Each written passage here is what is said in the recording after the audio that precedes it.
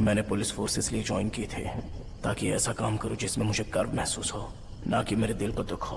पिछले 10 घंटे मेरे करियर के सबसे अहम थे।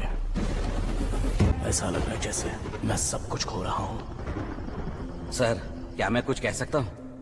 2015 में जब मैं मदुरई स्टेशन में कांस्टेबल था, तब एक शख्स आया था जिसने बताया कि उसकी बेटी और पोती गायब हो गई हैं। किसी ने भी उनकी कंप्लेंट पर ध्यान नहीं दिया। वो रोज स्टेशन आता रहा। उसी दौरान स्टेशन में एक नए सब इंस्पेक्टर की पोस्टिंग हुई। सब इंस्पेक्टर ने उस बूढ़े पर ध्यान दिया और उसकी कंप्लेंट सुनी। बाकी ऑफिसर्स इस मामले को गंभीरता से नहीं ले रहे थे, बल्कि जानबूझकर उसके रास्ते में परेशानियां खड़ी करने लगे। लेकिन उस सब इंस्पेक्टर ने सबका सम्मान किया और उस बूढ़े की बेटी और पोती को ढूंढ निकाला, मगर जिंदा नहीं, सिर्फ उसकी लाश मिली। ऑटोप्सी रिपोर्ट आने के बाद पता चला कि वो खूनी एक साइको था जिसने उनका शरीर सेक्स के बाद भी इस्तेमाल किया था। इस केस में सिर्फ एक सबूत मिला, लाश पर इंसानी दांतों के निशान। उन निशानों को आरोपी से कंपेयर किया गया, लेकिन मैच नहीं हुए।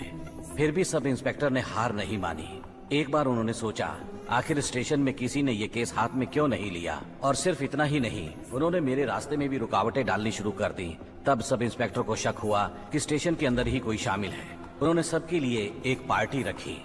उस पार्टी में जैसे ही सब खाना खा चुके, सब इंस्पेक्टर ने सबको कहा कि अपनी प्लेट में एक एक सेब रख कर बांटें। सबका पेट भरा हुआ था, तो सेब आधे अधूरे खाए गए।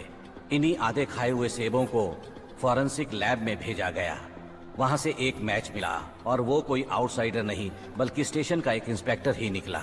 लेकिन उसके खिलाफ कोई कानूनी कार्रवाई नहीं हुई, क्योंकि उसके रिश्ते बड़े राजनीतिक लोगों से थे। जब सब इंस्पेक्टर को ये समझ आया कि कानून के जरिए वो उस मुजरिम को सजा नहीं दिला पाएंगे, तो उन्होंने बिना किसी डर के हथियार उठाया और उसका एनकाउंटर कर दिया। सब इंस्पेक्टर ने कहा था, मैं वही करूंगा जो पीड़ित को न्याय दिलाने के लिए जरूरी है। उसका नाम था कैस्ट्रो।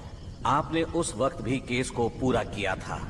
मुझे पूरा यकीन है ये केस भी सुलझ जाएगा और खूनी को उसकी सजा मिलेगी। चलिए सर, उठिए।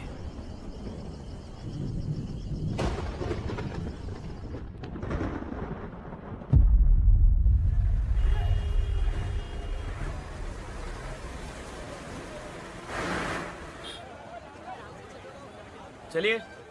हाँ हाँ, जल्दी जल्दी जल्दी।